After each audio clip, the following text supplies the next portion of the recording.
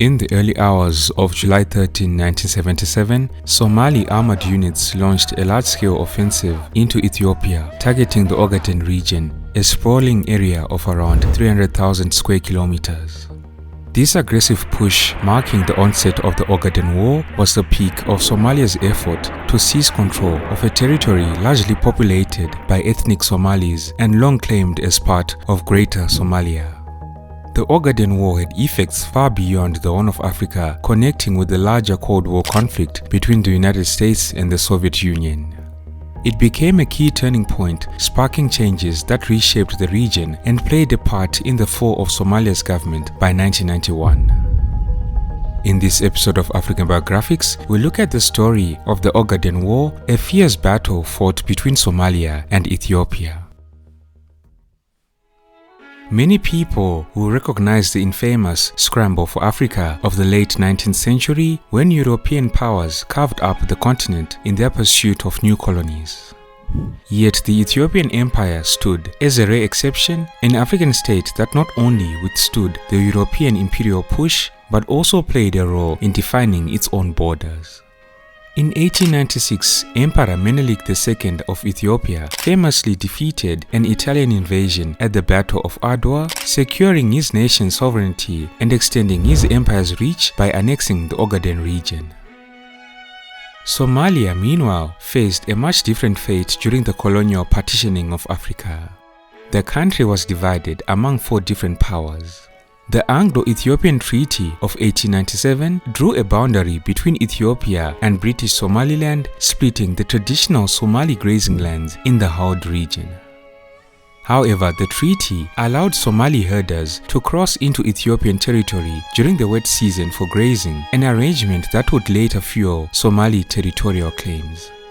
By 1908, Emperor Menelik II had finalized border agreements with European powers, settling Ethiopia's boundaries with France for French Somaliland, Britain for British Somaliland, and Italy for Italian Somaliland. All of these treaties recognized the Ogaden as part of Ethiopia's territory. Meanwhile, for centuries, the nomadic Somali communities had freely moved across the Ogaden, depending on its own water sources for their livestock. Furthermore, a significant number of ethnic Somalis had settled in this part of Ethiopia, blurring the lines between an international and internal conflict. The division of Somali territories among colonial powers and the arrival of European settlers sparked the rise of the dervish movement in Somalia, which opposed both European and Ethiopian control. This movement laid the groundwork for the concept of a Greater Somalia, a vision of uniting all ethnic Somali regions under a single nation. This concept became a driving force for the Somali people throughout the 20th century as they aimed to reclaim their ancestral lands. Unfortunately, Somalia's hopes for unification faced repeated setbacks.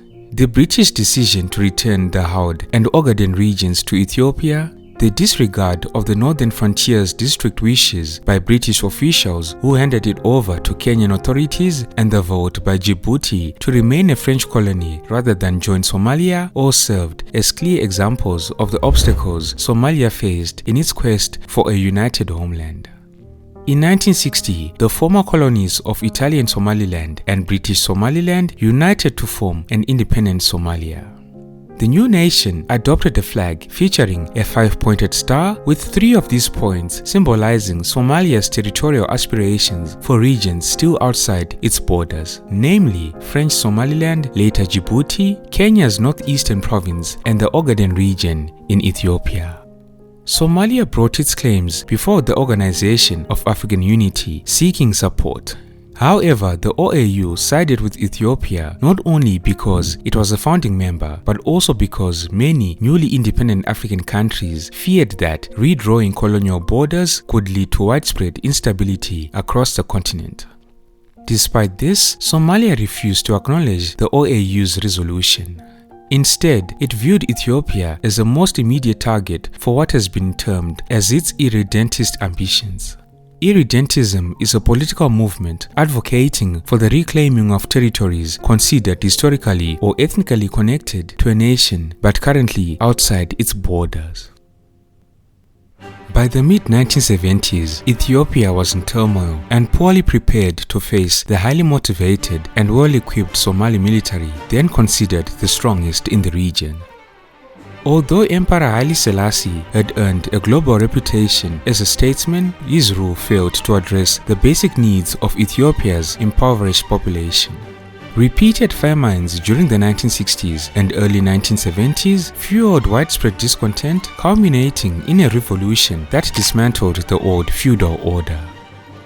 Initially, the uprising was driven by urban workers, students, and even taxi drivers.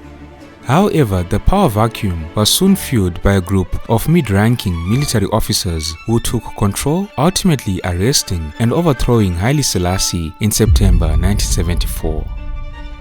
But this new ruling body, known as the Derg, was itself plagued by internal conflicts and power struggles. Colonel Mengistu Haile Mariam emerged as the Derg's dominant figure, launching a brutal campaign called the Red Terror, targeting political rivals, dissident military officers, opposition groups, and rebellious ethnic minorities, including the Eritreans. In contrast, Somalia enjoyed relative stability under the rule of Colonel Siad Barre, who seized power in 1969 following the assassination of President Abdirashid Shemake. Although Siad Barre did not orchestrate Shemake's death, he swiftly moved to capitalize on the resulting power vacuum. Siad Barre, hailing from the Darod Marehan clan with deep roots in the Ogaden region, fostered a strong sense of nationalism. He combined this with a unique ideological mix of Marxism and Islam, promoting a vision centered on the unification of all Somali people across the Horn of Africa. Colonel Siad Barre's government was not democratic. It called itself socialist but took the name Somali Democratic Republic. However, he stayed popular by taking a tough position against Ethiopia, which his government mockingly called the Black Colonialist. Throughout his rule, Siad Barre boasted support for the Western Somali Liberation Front, the WSLF, an armed secessionist group operating in the Ogaden, aiming to break away from Ethiopia and join Somalia. During this period, both the United States and the Soviet Union were locked in a fierce struggle for influence, seeking to expand their foothold in Africa while also leveraging the region as a gateway to extend their reach into the Middle East. Ethiopia, traditionally an ally of the United States, was highly reliant on American military assistance, receiving substantial amounts of arms, equipment, and financial aid way before the outbreak of the Ogaden War. In contrast, Somalia's military power was underpinned by extensive Soviet support, which included weapons, funding, and specialized training. At first, the direction of Ethiopia's new revolutionary government was unclear, leading the United States to attempt maintaining diplomatic ties with the emerging regime. However, after Mengistu Haile Mariam took full control by eliminating his political opponents, relations between Ethiopia and the United States soured as their ideological differences became more pronounced, resulting in escalating tensions. By late 1976, Ethiopia's persistent efforts to secure Soviet backing were successful, culminating in a formal military aid agreement with the Soviet Union. Confident in his new Soviet alliance, Mengistu ordered the closure of the United States military mission and communication facilities in April 1977, signaling a decisive shift in Ethiopia's foreign policy and a clear break from its previous ties with the West. This meant that the Soviet Union now found itself supporting two rival nations, both Ethiopia and Somalia. However, Soviet ties with Somalia ran deep.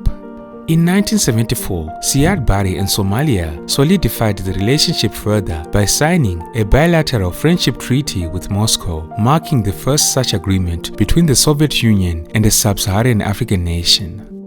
Although Somalia granted the Soviets access to naval bases in Berbera and Mogadishu, the Soviets saw Ethiopia as an even greater prize due to its larger population, valuable natural resources, and strategic access to the Red Sea and Indian Ocean through Eritrea.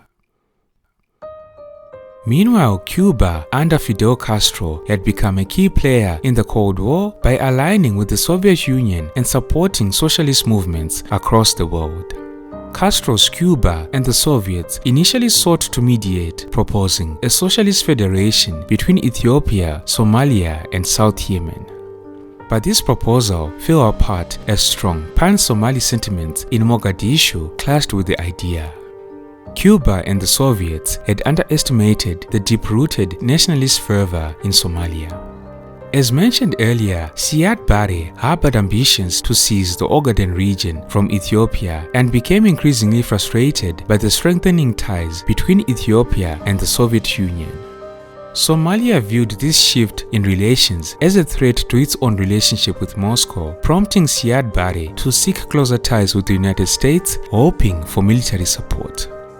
The Somali ambassador to the United States argued that the growing Soviet influence in Ethiopia posed a significant risk, urging American officials to provide direct arms shipments to Mogadishu as a show of commitment. In response, United States President Jimmy Carter pledged to boost economic aid but was cautious about supplying military hardware. Carter explained his stance by saying, "We do not want to engage in rivalry with the Soviet Union as we prefer Somalia to remain non-aligned and free from outside control." During this whole time, President Jimmy Carter was focused on restoring American credibility following the fallout from the Vietnam War and the Watergate scandal, making him wary of using military force in foreign conflicts. President Carter's response to Somali requests for assistance was also heavily influenced by the broader policy of détente aimed at reducing Cold War tensions with the Soviet Union. This is why the Carter administration leaned towards economic aid and allied cooperation rather than direct arms supplies, seeking to avoid a return to aggressive superpower competition in the region. Siad Barre, however, mistakenly interpreted all of these diplomatic exchanges as a sign that the United States was willing to back his territorial ambitions and step in as Somalia's new primary military supporter, taking over the role previously held by the Soviet Union. Throughout the 1960s and early 1970s, skirmishes frequently erupted along the Ethiopia-Somalia border, driven by Somalia's claim that the Ogaden region was an integral part of Greater Somalia. By the mid-1970s, the Western Somali Liberation Front had emerged as a key Somali nationalist movement, intensifying pressure on Ethiopia, particularly during 1975 and 1976, when the country was grappling with the upheaval following Mengistu's revolution. By early 1977, growing numbers of WSLF fighters were infiltrating the Ogaden, gaining control over significant portions of the region. Siad Barre and the Somali military actively supported these fighters, providing them with strategic backing and reinforcing their operations on the ground. On the eve of Somalia's invasion of the Ogaden, Siad Barre's forces were numerically smaller than Ethiopia's, fielding 25,000 troops against Ethiopia's 51,000 soldiers. However, Ethiopia's military strength was severely weakened by ongoing internal conflicts, particularly the Eritrean insurgency. The situation was made worse by Mengistu's Red Terror, which led to widespread purges and executions of key military officers, damaging morale. Ignoring Soviet objections, Siad Barre launched his Soviet-supplied army into the Ogaden in July 1977. From July to November, Somali forces made significant gains, seizing control of much of the Ogaden. By August, Mengistu was forced to declare a general mobilization as the Somali advance quickly captured about 90% of the region. Ethiopia's defenses crumbled, and on September 12, 1977, the key town of Jijiga fell to the Somali forces. The Soviet Union had been supplying arms to both sides. However, it became clear to Soviet leaders that Somali actions were driven more by nationalism than loyalty to Marxist ideals. This is why the Soviets condemned Somalia's invasion and halted all arms deliveries to Siad Barre's forces in October 1977. In retaliation, President Siad Barre formally ended Somalia's alliance with the Soviet Union, expelling all Soviet and Cuban advisors from the country. These advisors immediately flew to Ethiopia, becoming the backbone of a growing Soviet and Cuban military intervention. The Soviets launched a massive airlift operation, delivering fighter jets, helicopters, 500 tanks, over 1,000 surface-to-air missiles, as well as a wide array of small arms, mortars, and artillery. Additionally, within 4 months, around 15,000 Cuban troops and 1,500 Soviet advisors were deployed to aid Ethiopian forces. The Soviet shift in support also attracted new allies for Ethiopia, including North Korea, which provided training for People's Militia, and reinforcements from Cuba and South Yemen, who supplied infantry, pilots, and armored units. Having expelled its Soviet advisors, Somalia turned to the United States for military support, but Washington was reluctant to get directly involved in the conflict. President Carter maintained a strict policy of refusing Somalia's requests for weapons, insisting on an arms embargo against both sides until fighting ceased and territorial boundaries were respected. Also, from the perspective of the international community, Somalia was seen as the aggressor, having breached Ethiopia's internationally recognized borders, while Ethiopia was viewed as defending its territorial integrity. This stance effectively discouraged direct intervention from countries like the United States, Egypt, Saudi Arabia, and Sudan, preventing a broader international escalation. By September 1977, the tide of the war had turned in Ethiopia's favor. Mobilizing nearly 100,000 soldiers, Ethiopian forces managed to push back Somali troops and their WSLF allies, especially as they neared key military and industrial sites like Dire Dawa. Between September 1977 and January 1978, Somali forces struggled to maintain their advance and failed to capture strategic Ethiopian cities like Harar and Jijiga. In late January 1978, strengthened by new Soviet weaponry and Cuban reinforcements, Ethiopia launched a decisive counteroffensive that changed the course of the conflict. In February 1978, Ethiopian and Cuban forces dealt a crushing blow to Somalia, launching a coordinated air and ground assault on the Somali National Army and the WSLF in Jijiga.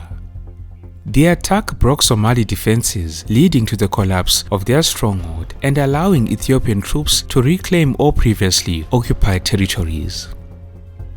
On March 9, 1978, Siad Barre ordered a full retreat of Somali forces. The Ethiopian counteroffensive continued until March 23, when the government in Addis Ababa declared that the entire Ogaden region had been retaken. The Ogaden War resulted in an estimated 60,000 deaths, including 15,000 Ethiopian soldiers, 20,000 Somali troops and WSL fighters, and about 25,000 civilians. Additionally, around 600,000 people were displaced from their homes. Following Somalia's retreat in March, 8 months after initiating the invasion, Ethiopia vowed never to face such a strong Somali threat again. Recognizing growing instability in Somalia, including a mutiny by senior Somali National Army officers in 1978, Ethiopia's Derg regime began backing anti-Barre factions either to unseat them or to support separatist movements. The defeat also shattered the vision of a Greater Somalia, leading many Somalis to revert to clan-based identities, especially in the north, which is now modern-day Somaliland. Also, with Western aid dwindling, Siad Barre faced a severe economic crisis and introduced new taxes, further damaging his already weakened reputation. Widespread public discontent soon escalated into a full-scale civil war, leading to Barre's overthrow and plunging Somalia into decades of chaos and state collapse. Don't forget to like and share the video if you enjoyed it.